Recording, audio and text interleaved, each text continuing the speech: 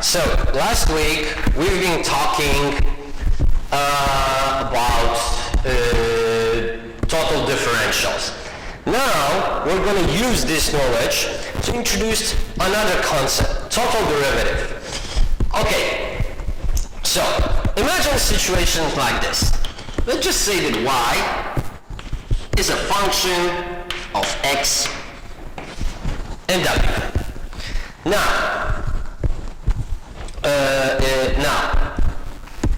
let's just say that this is not everything. Let's just say that x is a function of w as well. So, what do we have? So, what we have in this situation is that w actually influences y directly through function f, and indirectly first by influencing x, and then x influences y. So now, how can we organize these relationships? For this, we use something called channel maps. And let's draw a channel map for this case. Look, so we've got y, and we are interested in what's happening to y. And look, we see that x influences y through function f, and w influences y as well through function f. Now, but we also know that w influences x through function g, and consequently x influences y through function f. So we clearly see that the w impacts y in two different ways. We have direct channel through function f, and indirect channel first through function g and then through function f. Okay, but this means that we could rewrite this function as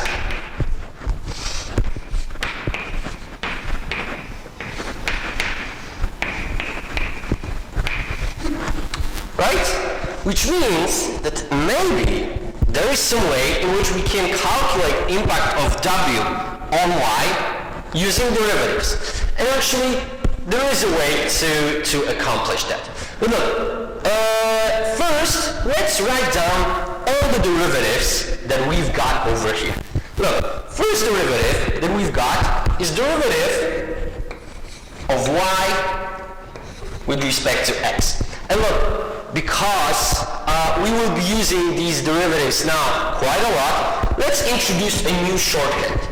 If we see something like that, so partial derivative of y with respect to x, we will be denoting it simply as fx. Okay, the second derivative we can calculate here is derivative of y with respect to w, and with our new shorthand, we can write it as fw.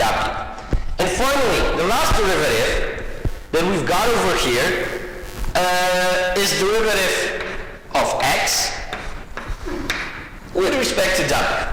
So these are all the derivatives at our disposal here. So now let's use them. Okay, first thing we're going to do here is we're going to write the total differential of this function.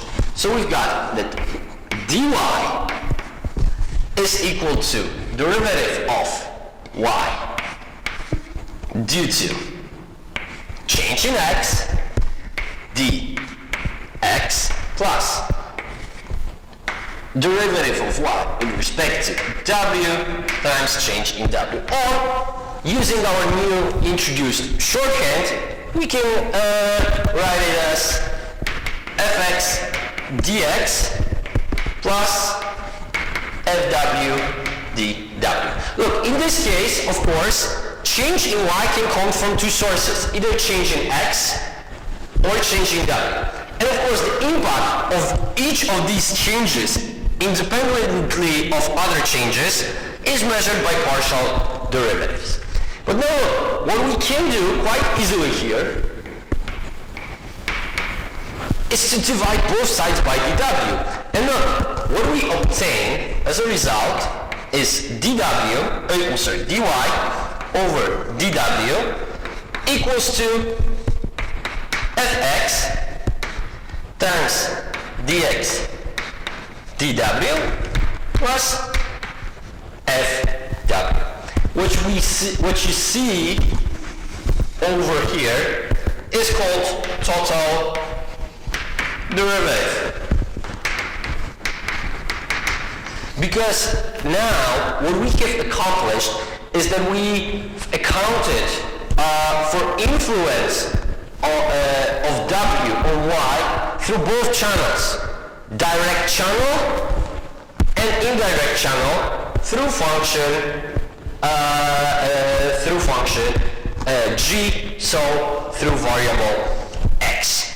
Okay, so now let's do a couple of examples.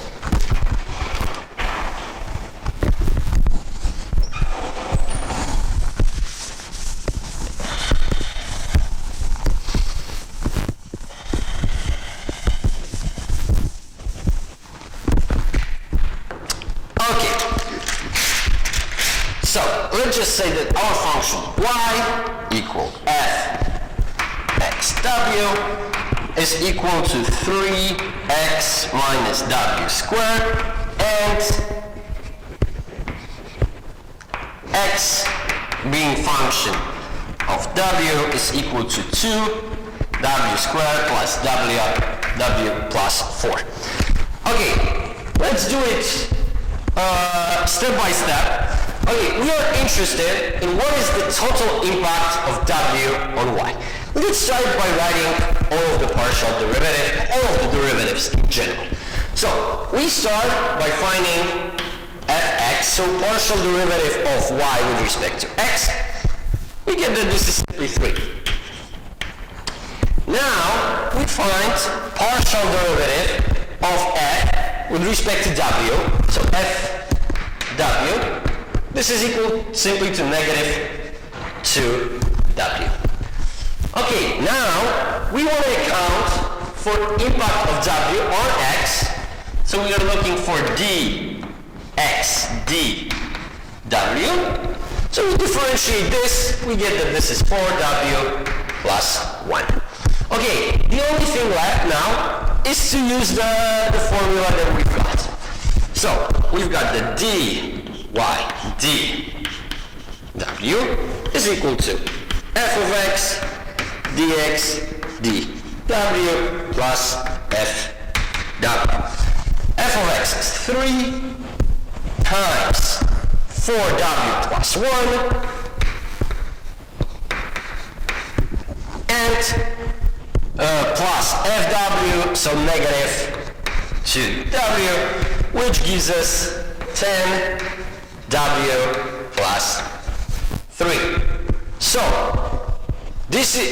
what we get is that if w changes by a very small amount, y changes by this much. And this is total impact of w on y, both directly, measured directly and indirectly. Okay. Now, let's make the situation slightly more complicated.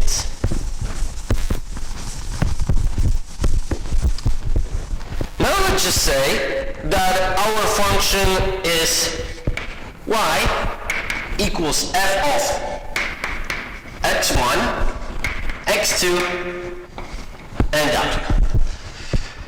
And let's just say that x1 is some function of w, and x2 is some function of w. Okay, again, we can see that we could rewrite this function differently, so that we would have that y equals to f of G of W, H of W, and W. Right? So, again, maybe we can calculate total impact of W on Y directly through direct channel and through two indirect channels. Okay, and as before, let's start by drawing channel map. So we have Y here. Y is influenced by X1 and X2 and W. So we see that all three variables here have direct impact variable Y through function F. But we also see that W impacts X1 through function G, and W impacts X2 through function H. Okay, so again, let's calculate first total derivative, total differential, and then we can try to obtain total derivative. Okay, so let's start also by writing down all the derivatives. And look, here we will introduce a new shorthand. Look, if we have a situation like this, that we have derivative of y, like here, with respect to x1, then for short, here we have partial derivative of y with respect to x1. For short, we will write it simply as f1. Okay, then another derivative that we've got here is partial derivative of y with respect to x2. Extending the shorthand, this will simply be f2. Then we have partial derivative of y with respect to w. We will denote it fw. And we have two more derivatives. We have derivative of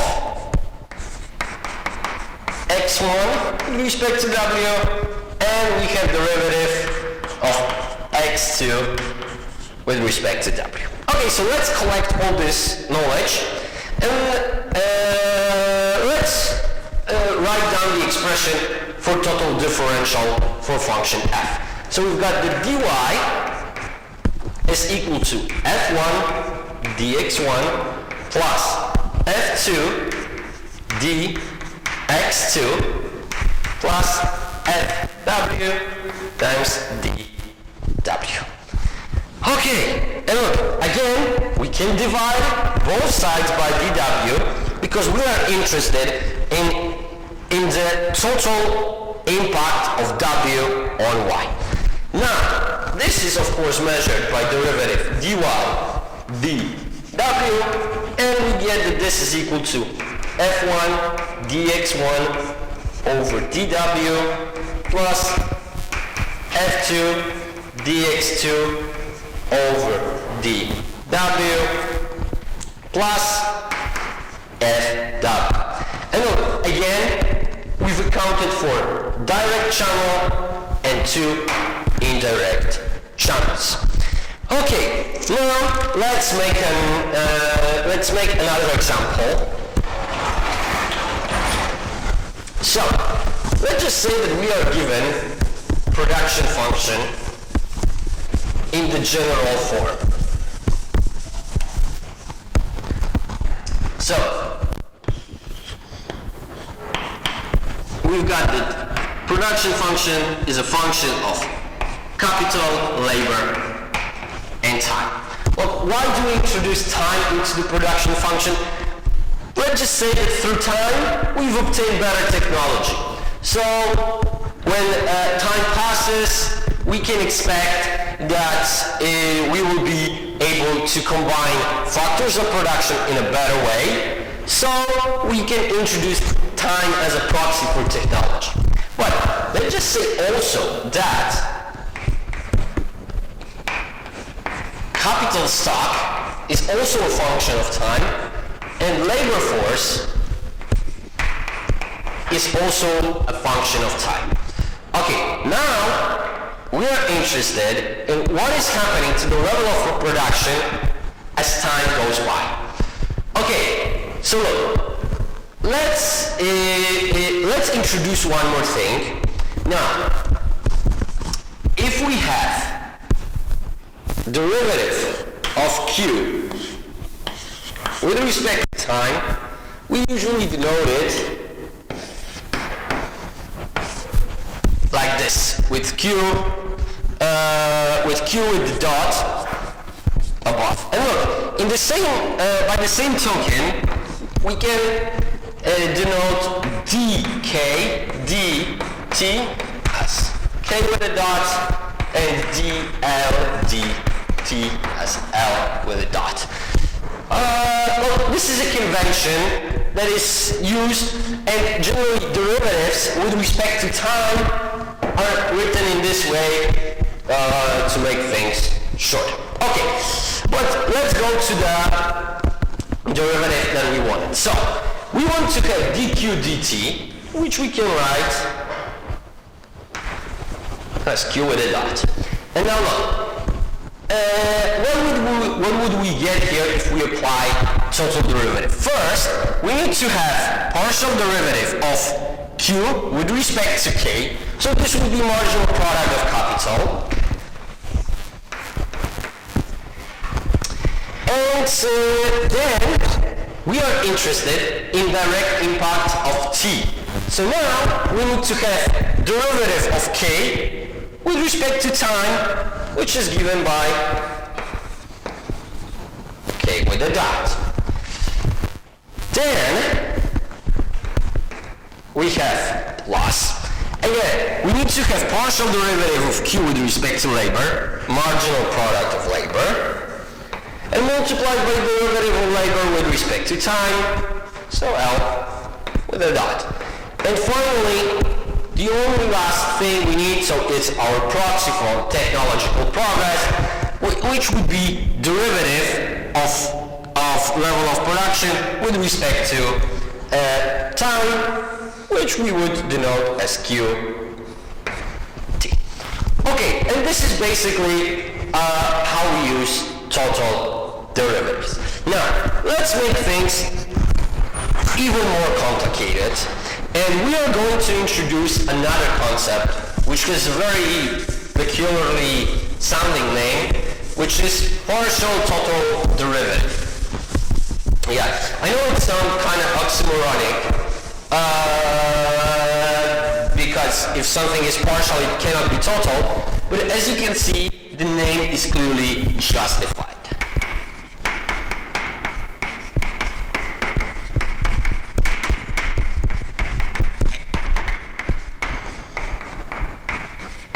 Okay, so now imagine that we have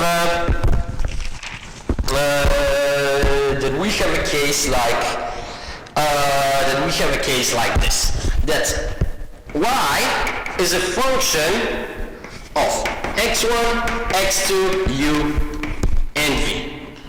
And let's just say that that x1 is a function of both u and v, and x2 is a function of both u and v. Okay, so look, again we could write that those two expressions could be substituted over here, which means we can calculate total impact. But now let's look first at the channel map. That becomes quite complicated. Okay.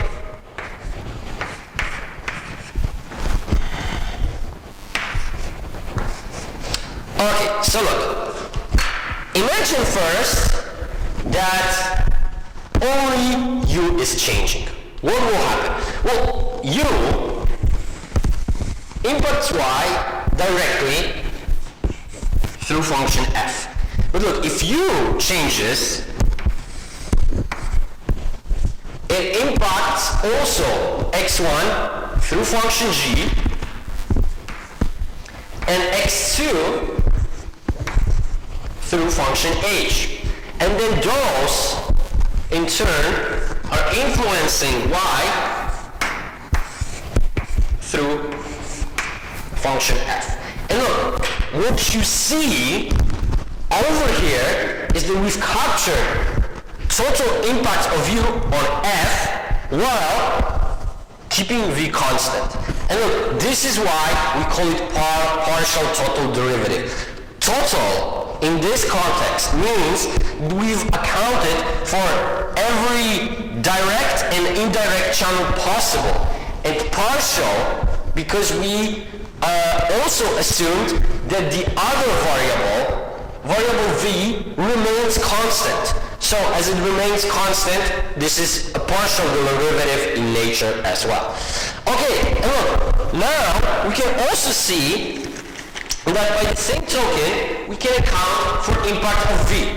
Look, v impacts on f directly through on y directly through function f, but it also impacts x1 through function g and x2 through function h, and those in turn are influencing y through function f.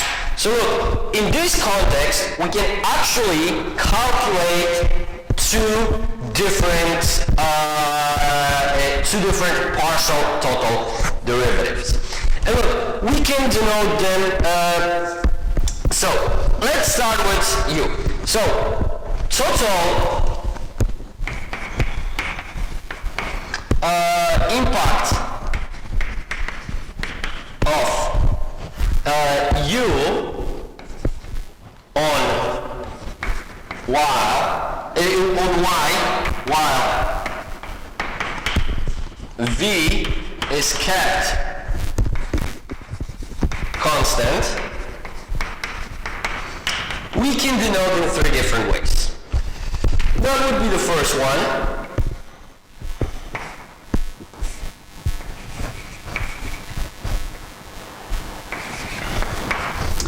We read this like we have these article symbols.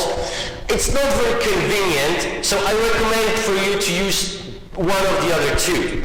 Look, we can also write it as derivative of y with respect to u with v constant.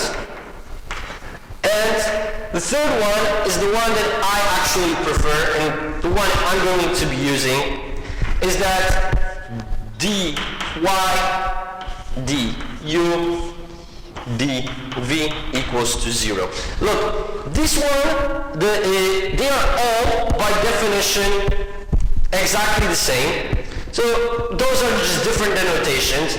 But look, this one is the most convenient because we don't need to write article signs, and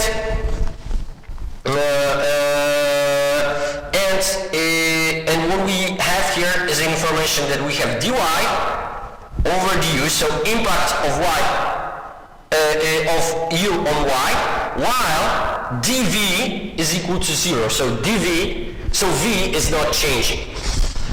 Okay, so in this context, let's just calculate the impact of u on y. Okay, so we've got that dy is equal to, if we write the expression for total derivative, total differential, we get that this is f1 dx1 plus f2 dx2 plus fu du plus fv dv. This is expression for a total differential of the function f. But now, look, we are interested now only in the impact of u on y. So what we are going to introduce here provision dv is equal to 0. And look, if dv is equal to 0, this is 0 times this, it's gone.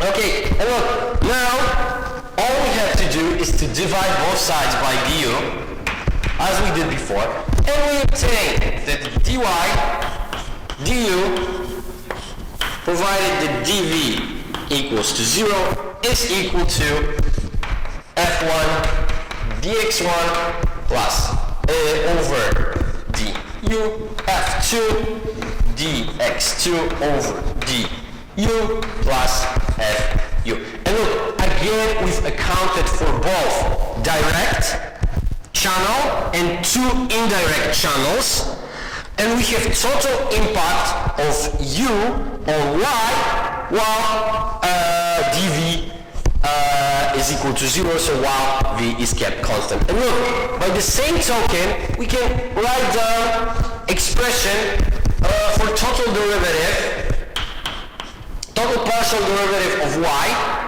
with respect to v, while u is kept constant. Look, here we will have f1 dx1 dv plus f2 dx2 dv plus fv. And look, we could obtain this expression in the same way. We would write the total differential. This time we would assume that du is equal to 0. So the expression fu du would be gone. Instead we would have fv dv, and we would divide both sides by dv. This is what would we have. Okay, so this is it about total differentials, and the next part we're going to discuss implicit function.